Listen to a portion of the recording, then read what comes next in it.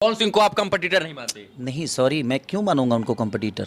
मैं खेसारी को अपना कंपटीटर नहीं मानता। ये खेसारी को अपना कंपटीटर नहीं मानते और ये पवन सिंह को अपना कंपटीटर नहीं मानते। इन दोनों की इस बखूबी भरी स्टेटमेंट पर एक बहुत ही खूबसूरत सी कविता याद आ गई, मुलाहिजा फरमाइएगा। इरशाद इरशाद। हाँ, कि किसी ने क्या खूब कहा है कि तू मान या ना मान तेरे मानने का गम नहीं। वाह, तू मान या ना मान तेरे मानने का गम नहीं, तेरे ना मानने का अंदाज भी तेरे मानने से कम नहीं। तू नहीं, हम नहीं। तू कंपटीटर मान या ना मान इसका गम नहीं, बट सुबह ही कुछ और कह के शाम को पलट जाए। हमने तो सुना था कि तू इतना बेशरम भी नहीं। दोस्तों, आज हम वीडियो देखने वाले खेसारी लाल यादव ने फिर से पवन सिंह का जवाब दे दिया है कि वो भी पवन सिंह को अपना कॉम्पिटिटर नहीं मानते, भाई मानते। तो वो भाई मानते कि नहीं मानते ये देख लेते हैं, क्योंकि कॉम्पिटिटर तो वो भी नहीं मानते। और इसके लिए कमेंट बहुत आ रहे थे कल कि भैया खेसारी लाल यादव का भी इंटरव्यू आ गया, उस पर रिएक्शन दीजिए। लेकिन इंटरव्यू में हमने देखा कि उसकी लेंथ कुछ 20 मिनट 25 मिनट थी। यार इतना बड़े वीडियो पे रिएक्शन देना कुछ ज़्यादा मुश्किल पड़ जा रहा है, इसलिए हम झंड जी के वीडियो पर रिएक्शन दे रहे हैं, जो कि फैक्ट्स निकाल के एक अपना खुद का वीडियो बना देते हैं। तो हो सकता है उसमें दोनों तरफ की बातें उन्होंने कवर की हो, तो उसी पर रिएक्शन दे रहे हैं और देखते हैं कि क्या खेसारी लाल यादव ने कहा था और क्या इसमें फैक्ट निकल के आ रहा है। चलिए शुरू करते हैं। पवन सिंह को आप कंपटीटर नहीं मानते? नहीं सॉरी, मैं क्यों मानूंगा उनको कंपटीटर। मैं खेसारी को अपना कंपटीटर नहीं मानता। ये खेसारी को अपना कंपटीटर नहीं मानते और ये पवन सिंह को अपना कंपटीटर नहीं मानते। इन दोनों की इस बखूबी भरी स्टेटमेंट पर एक बहुत ही खूबसूरत सी कविता याद आ गई, मुलाहिजा फरमाइएगा। इरशाद इरशाद। हाँ, कि किसी ने क्या खूब कहा है कि तू मान या ना मान तेरे मानने का गम नहीं। वाह, तू मान या ना मान तेरे मानने का गम नहीं, तेरे ना मानने का अंदाज भी तेरे मानने से कम नहीं। तू नहीं, हम नहीं। तू कंपटीटर मान या ना मान इसका गम नहीं, बट सुबह ही कुछ और कह के शाम को पलट जाए। हमने तो सुना था कि तू इतना बेशरम भी नहीं। समझ रहे खेसारी लाल यादव वाला है, पलटी मार रहे हैं। उन्होंने शुभांकर मिश्रा वाले इंटरव्यू में बोला था कि वो कॉम्पिटिटर है, मेरे बड़े भैया तो हैं लेकिन वो मेरे कॉम्पिटिटर भी हैं, तो इसलिए थोड़ा खोदना पड़ता है मुझे और अच्छा लगता है मुझे ये सब करना। और अब बोल रहे हैं कि कॉम्पिटिटर नहीं है, क्योंकि पवन सिंह ने बोल दिया मैं उनको कॉम्पिटिटर नहीं मानता हूँ, मैं उसको अपना छोटा भाई मानता हूँ, ये बोला था। तो अब ये बोलेंगे मैं उनको अपना बड़ा भाई मानता हूँ, ये बोलेंगे ऑब्वियसली। वही चलो देखते हैं क्या शेर सुना। तो क्या हाल है? ठीक है। अरे भसड़ फैली हुई है, कंपटीशन पे कंपटीशन हुए जा रहे हैं। वो अलग बात है कि दोनों नहीं मान रहे। ठीक है ना। कल मैंने वीडियो बनाया था और उस वीडियो के लास्ट में मैंने कहा था कि क्या खेसारी लाल फिर से खोदेंगे। ससुरा वीडियो सुबह में शूट किया था, शाम को अपलोड किया। अपलोड करने के बाद देख रहे हैं ये तो पहले से खोद के बैठा है। रात को 3 बजे इंटरव्यू चल रहे हैं भाई साहब, रात को 3 बजे। रात्रि के लगभग 3 बज रहे हैं। बौखलाहट देखो, तड़प तड़प। रात्रि के लगभग 3 बज रहे हैं। अरे इतनी भी का जल्दीबाजी थी भाई साहब, थोड़ा सांस ले लिए होते, हग लिए होते, मूत लिए होते, थोड़ा सूत लिए होते, उसके बाद ये कर लिए होते। रात्रि के लगभग 3 बज रहे हैं और भोजपुरी के दिग्गज कलाकार खेसारी लाल यादव जी हमारे साथ हैं। कौन है? दिग्गज कलाकार दिग्गज कलाकार। ये नया कौन सा पोस्ट है? अरे कलाकार का होता है? कलाकार बोला है? हाँ? ओ मैं समझा बलात्कार। ये जो धरती है ना, ये कुछ ज्यादा ही एडवांस चलता है। चलो आगे देखते हैं। नहीं, धरती का डाउट सही है। अब 3 बजे रात को कर रहे हो तो डाउट तो कौन बाली कौन नीम सुख। सही ये लगाते तो हैं। जनता तय करेगी कि कौन औरतों का सम्मान करता है, कौन औरतों का सम्मान नहीं करता है। हाँ, अब आपको हंसी आई होगी। ये हंस रहे हलकट हंस। भाई बात सही है, जिस इंडस्ट्री में साया ब्लाउज के ऊपर कुछ सोचा ही नहीं जाता, उस इंडस्ट्री का सुपरस्टार औरतों के सम्मान की बात कर रहा है। दुनिया में इससे बड़ा जोक कुछ हो सकता है क्या? कौन औरतों का सम्मान करता है, कौन औरतों का सम्मान नहीं करता है। वैसे जब आप औरतों के सम्मान की बात कर ही दिए हैं, तो काजल राघवानी के बारे में क्या ख्याल है? अक्षरा सिंह के बारे में? ये तस्वीरें दिखाकर क्या साबित करना चाहता है तू? चाहता है तू? नहीं, जब आप शुभांकर मिश्रा के शो पर आप जब गए थे पॉडकास्ट में, तब मैंने आपको देखा था, कितना सम्मान किए थे आप इन लोगों का। अपनी वाइफ को भी लपेट लिए थे, खैर आपका पारिवारिक मैटर है, नहीं बोलना चाहिए, बट जो कुछ भी आपने बोला था अपनी वाइफ के बारे में बहुत ही वाहियात और घटिया स्टेटमेंट था वो। जिस जगह पे मैं हूँ बाबा, अगर उस जगह पे मेरी वाइफ भी होती ना तो उसके भी अफेयर हो जाते। तो कुल मिला के बात ये है कि औरतों के सम्मान की बात तो आप करो ही मत। और जो आप कह रहे थे ना, बाली सुग्रीव श्री रामचंद्र जी आएंगे और किसी एक को बाण मार करके मार डालेंगे। अब हम लोग के जीवन में कोई राम आएगा और किसी को मारेगा। तो आज के जमाने में अगर श्री रामचंद्र जी आ जाए ना तो सबसे पहले आपको गोली मार देंगे। अच्छा बात नहीं है। रही बात कंपटीशन वाली बात की, तो ये बात भी सही है कि ये बात सबसे पहले खेसारी लाल यादव ने ही कही थी कि मेरा कंपटीशन पवन सिंह से है ये नहीं है, मेरा कंपटीशन साउथ वालों से है। मैंने इस पर वीडियो भी बनाया था, वो क्लिप ढूंढ रहा हूं मैं, मिल जाएगा तो मैं आपको यहाँ लगा दूंगा। उसके बाद जब ये शुभांकर मिश्रा के शो में गए तो फिर ये अपने आप को पवन सिंह का कंपटीटर बताने लग गए। व्यक्तिगत तौर पे मैं उनका कंपटीटर हूँ, ये मुझे मानना पड़ेगा। मतलब पलटी मार दिए। और आज फिर जब पवन सिंह ने कहा है कि खेसारी मेरा कंपटीटर नहीं है तो फिर ये पलट गए और कह रहे हैं कि नहीं पवन सिंह हमारा कंपटीटर नहीं। कितनी बार पलटी मारोगे भाई? मैं क्यों मानूंगा उनको कंपटीटर? एक बात पे रहो ना सीधे सीधे। अब इससे ऊपर भोजपुरी में कुछ है नहीं कि मैं बन पाऊंगा। वाह क्या बात बोली यार, भाई साहब ने गालियां सॉरी तालियां। क्या बोल रहे हैं? मुझे तो पता नहीं था कि भाई साहब ने जो कुछ कर लिया है उससे ऊपर भोजपुरी में कुछ नहीं है। कि मैं जहां बनना था वहां तक बन चुका हूं। तो जितने लोग भी ये इरादा करके बैठे हो कि मैं भी भोजपुरी में काम करूंगा, देख लो भाई, इससे आगे भोजपुरी में कुछ है नहीं। कैरियर यहाँ तक आने के बाद लटक जाएगा। मैं लिख के देता हूँ। हाँ तो भाई साहब अब इससे आगे तो भोजपुरी में कुछ है नहीं, जो कुछ भी था वो आपने कर लिया, तो आगे का क्या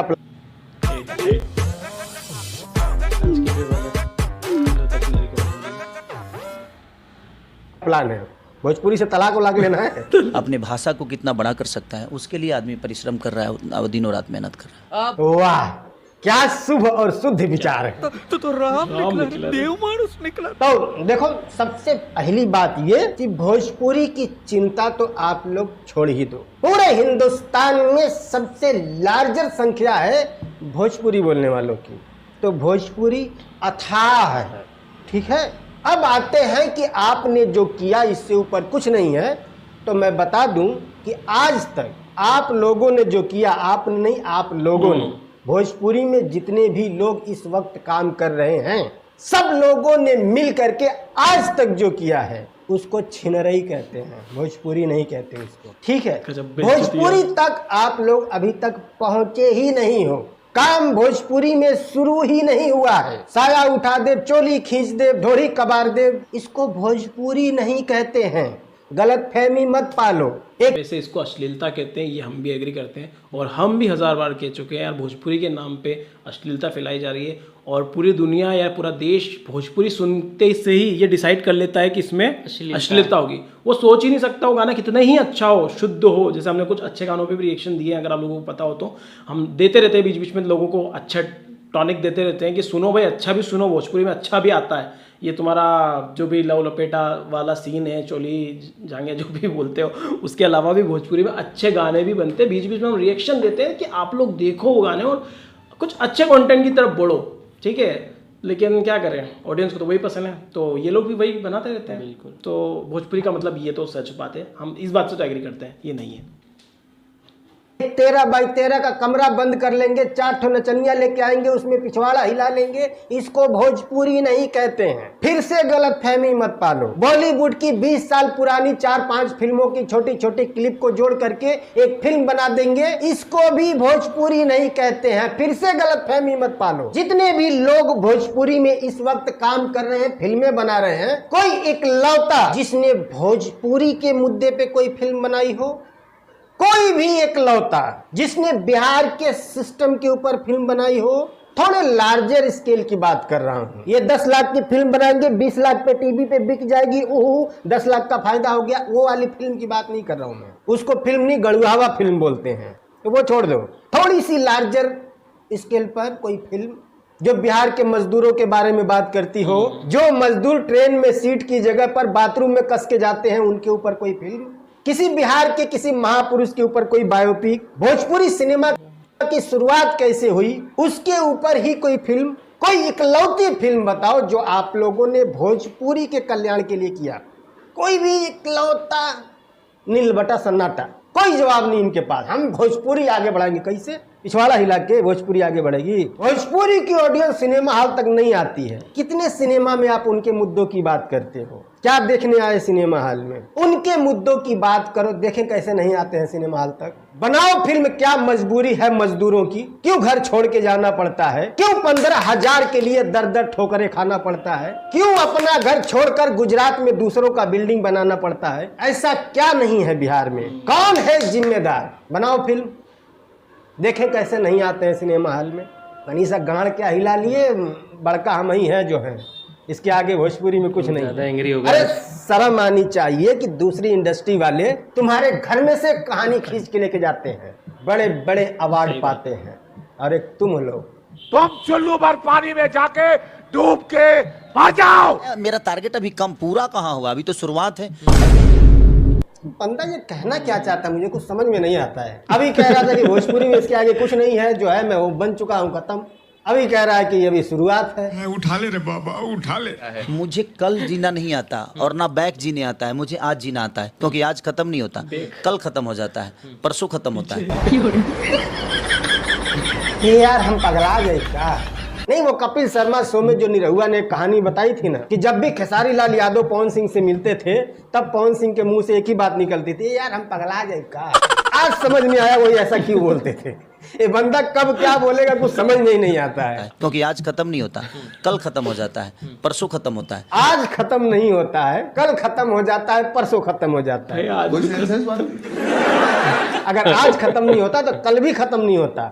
आज खत्म होगा तभी तो कल आएगा, जब कल आएगा ही नहीं तो खत्म कल कैसे हो आएगा? जाएगा? लॉजिक है यार। बीतता हुआ कल या आने वाला कल जोड़ लिया करो तो बात बेहतरीन ढंग से समझ में आएगा, ठीक है? कि 100 मिलियन का सबसे ज्यादा अगर रेशियो अगर है तो खेसारी लाल यादव का है। 200 नहीं, ये बात तो सही है, मानना पड़ेगा कि आज तक सबसे ज्यादा 100 मिलियन सॉन्ग खेसारी लाल यादव के हैं। कितने हैं मैंने भी नहीं गिना है, और बहुत सारे 200, 300 मिलियन वाले सॉन्ग को डिलीट करवाया गया है ग्लोबल म्यूजिक जंक्शन द्वारा, कॉपीराइट मार के। आज के 2 साल पहले जो भसड़ चल रही थी उसी में। तो इसमें कोई दो राय नहीं है कि खेसारी लाल ने बड़े बड़े गाने दिए हैं। सबसे बड़े गाने अभी नहीं दिए हैं, वो रितेश पांडे का है। सच पूछिए ना तो इस बात पे तो मैं उनको बिल्कुल निंदा करूंगा। हैं निंदा? कौन बात पे भैया? कि उन बच्चों का श्रद्धा है जो आपके दिल पे टैटू बना लेते हैं, वो हमें प्यार करते हैं। अगर उनका प्यार भी हम सम्मान नहीं करते तो हम स्टार के लायक नहीं है। अरे वाह यार, क्या दिल जीतने वाली बात किए हो, ये होती है बात। वैसे व्हाट अबाउट सोम्या पोखरेल? सोनिया पोखरेल का क्या हुआ? पैंट खोल के देखो, कसम लंबडंड वाले बाबा की, 2 बाल जल गए होंगे नाम सुनते ही। देखो फिल्मी स्टार का टैटू बनवा,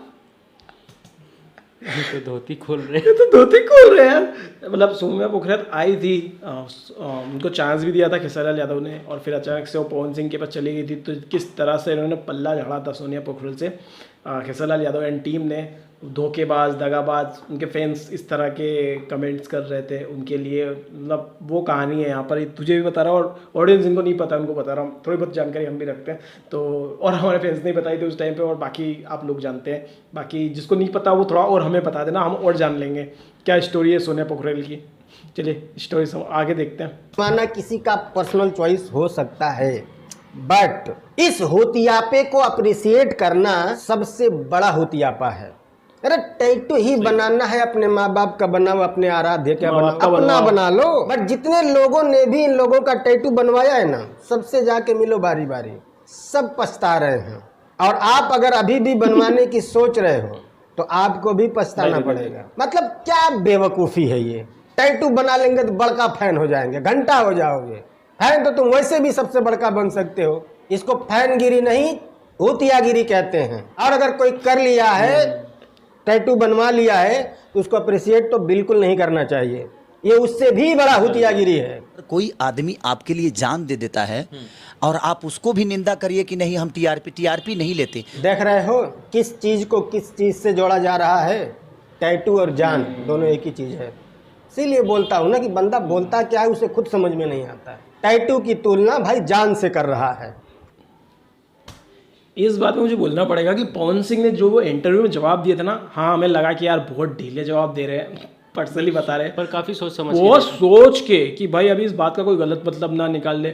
और वहीं पे खेसारी लाल यादव इस इंटरव्यू में भी जो दिख रहे हैं ना जवाब देते हुए, वो ऐसे मतलब बुलेट ट्रेन की तरह भाग रहे जवाब देने में, बिल्कुल स्पीड में जवाब दे रहे, पूरी कहानी फटाफट ऐसा जवाब दे रहे। तो इसमें क्या होता है ना, इंसान कुछ गलत बोल जाता है और फिर उस बात का बचाने के लिए कुछ और गलत बोल जाता है कि मैंने ये नहीं कहा था, वो कहा था। वो ये इंटरव्यू देखेंगे या झंझी का वीडियो भी देख लेंगे तो उनको खुद ही समझ में आ जाएगा कि हाँ मुझसे यहाँ पे गलती हुई है। हाँ, तो वो आगे जाके अभी उनके फैंस तो यहाँ बोलेंगे अरे तुम खेसारी भैया के को समझ ही नहीं रहे हो क्या कहना चाह रहे हैं, यहाँ पे बोलेंगे अभी खेसारी लाल यादव के फैंस। बट मैं उनसे कहना चाहूँगा कि आप समझो बात को, लॉजिकल देखा जाए तो कहीं ना कहीं हमें भी गलत लग रहा है। बाकी आप ज़्यादा बेहतर हो, फैन हो। मैं एक ही बात कहना चाहूँगा सभी फैन से, चाहे वो पवन सिंह के फैन हो चाहे वो खेसारी लाल यादव के फैन हो, फैन बनो, यानी कि भक्त बनो, अंधभक्त नहीं। अंधभक्ति डुबो देती है, ये हमेशा याद रखना। तो हम लोग साथ में इसलिए बात कर रहे हैं क्या कि बात एंड तक हम लोगों को याद भी नहीं रहेगी बातें कि क्या हुई थी, इसलिए हम एंड टू एंड बातें कर रहे हैं। बाकी चलो आगे देखते हैं। कोई आपके लिए जान दे देता उसकी भी निंदा करो। अरे बिल्कुल निंदा होगी, क्यों जान देगा वो अपना? हमारे देश में खुद से खुद की जान लेना इलीगल है, क्यों निंदा नहीं करेंगे? बिल्कुल करेंगे। वो क्या चाहते हैं? मुझसे गले लगना ही चाहते हैं, उसी में कोई वीडियो बना के वायरल कर देता है। इसका मतलब ये नहीं कि वो पब्लिसिटी चाहते हैं। बिल्कुल जो बनवा रहे हैं वो पब्लिसिटी के लिए ही बनवा रहे हैं, उसके अलावा उनका कोई उद्देश्य नहीं है टैटू बनवाने का। ठीक है, देखो क्या है ना कि रात को 3 बजे बुलाए गए पत्रकार भाई साहब कि पवन सिंह का जवाब दे देना है, जल्दी आइए, नहीं तो सुबह तक तो हमें अपराधी घोषित कर ही दिया जाएगा, इसीलिए रात को ही क्लियर करना जरूरी है। तो जब बुलाए गए पत्रकार साहब है तो इनके पास इतनी हिम्मत तो कतई नहीं हो पाएगी कि ये क्रॉस क्वेश्चन कर सके कि जब आप टैटू बनवाने वालों के लिए आपके दिल में इतनी ही इज्जत है, इतनी ही श्रद्धा है, इतना ही प्यार है, तो वादा किया था आपने सौम्या पोखरेल से कि ये गाना करेंगे, फिल्म करेंगे। ठीक है, गाना हो गया, फिल्मिया घुस गया पिछोड़वा में, कहाँ गया? हिम्मत नहीं है इनकी, पूछ लेंगे। फोन करके बुलाया जाता है और फिर इनको एक दिया जाता है लिस्ट, देखो यही पूछना है, इसके अलावा अगर कुछ पूछ लिए, ताकि हमको पवन सिंह को जवाब देना है तो उसी से रिलेटेड सवाल होने चाहिए, उसके अलावा इधर उधर की कुछ नहीं। और भाई साहब ने जल्दीबाजी में हाउ हाउ हाउ हाउ करके वही पूछ के निकल लिए। भाई 3 बज रहा है ना, गाने की शूटिंग हो रही है 15 दिन से, रात को 3 बजे तुम वहाँ क्या कर रहे हो? तुम्हारा भी शूटिंग हो रहा है। खैर लास्ट में यही कहूंगा कि इस वक्त भोजपुरी इंडस्ट्री में जिस तरह का माहौल है, लगता है ये भसड़ लंबा चलने वाला है। अभी ऊपर से शुरू हुआ है, फिर उससे नीचे आएगा, फिर थोड़ा उससे नीचे आएगा, फिर नीचे नीचे जाते जाते नीचपने पे आ जाएगा। नो प्रॉब्लम, जो भी होगा अपन आपको अपडेट देगा। थैंक यू भाई, बहुत बहुत शुक्रिया झंझी इनामुल भाई मेरे। आप ना होते तो हम पता नहीं 2-20 मिनट का इंटरव्यू देखना पड़ जाता हमको, और आपकी वजह से पूरा इंटरव्यू हमें शॉर्ट में समझ में भी आ गया, और कुछ चीज़ें कुछ ज़्यादा ही समझ में आ गया कुछ ज़्यादा ही समझ में आ गया, और कुछ चीज़ें हमारे जनता को भी समझ में आ गई। और इंटरव्यू के अंदर जो बातें हुई उसके अंदर हमारे जो पुराने फंडे थे, लाइक पोखरेल वाला और जो दूसरे फड्डे थे, वो भी क्लियर हो गए हमारे दिमाग से भी। लेकिन हाँ, एक बात तो कहना पड़ेगी, जो मैंने अभी थोड़ी देर पहले कही, यार प्लीज़ भक्त बनो, अंधभक्त मत बनो, कुएं में गिर जाओगे, मत बनो। ये टैटू फेटू बहुत सारी चीज़ें हैं, चलो ठीक है आपने बना लिया, डेट्स ओके। पहली बात तो हाँ मुझे पता है जो बनाते हैं तो कोई ऐसा तो नहीं कि मैंने बना के छुपा लिया, ऑब्वियसली तुम दिखाने के लिए बना रहे हो ना कि देखो खेसारी लाल का फैन हूँ मैं, ये मैंने इंस्टाग्राम पे रील डाली, वही कर रहे हो ना तुम, है ना? टैटू बनवा के क्या कर रहे हो? वो लड़की ने भी क्या करा था, वायरल हुई थी ना, ऐसे दिखा के वायरल हुई थी ना कि देखो मेरा फैन है, फिर स्टेज पे उसको लेके आया खेसारी लाल। अरे पगली तू क्या क्या क्या करना जाए, जनता से पूछा क्या किया जाए इस लड़की के साथ, गाना कर दे इसके साथ, ऐसा वायरल हुआ था वो स्टेज शो, हमने भी देखा था। फिल्म कर दे, चलो एक काम करते, गाना और एक फिल्म करा था ये वादा, चलो गाना तो कर दिया, फिर वो पवन सिंह के पल्ले में चल गई तो कहानी पूरी इधर से उधर हो गई। मतलब नहीं होना चाहिए यार। बस बेसिकली ये कहना चाहूँगा कि यार नफरत बहुत फैली हुई है, आप लोग ऐसा मत करो, और जवाब देने की क्या ज़रूरत है? पवन सिंह ने कुछ भी आपके बारे में गलत नहीं बोला था, जहाँ तक मैंने इंटरव्यू देखा है, तो वहीं पे ख़त्म कर देना चाहिए थी। बट ठीक है, जो भी है। तो ये था भैया हमारा रिएक्शन, हमारे थॉट्स। बाकी आपके थॉट्स कमेंट बॉक्स में लिख दीजिए, ज़रूर एक एक कमेंट पढ़ा जाएगा और समझा जाएगा। ठीक है, बाकी आप लोगों को कैसा लगा आप बताइए। वीडियो अच्छा लगे तो लाइक शेयर सब्सक्राइब करें, मिलता है अगले वीडियो में। Till then make love not war.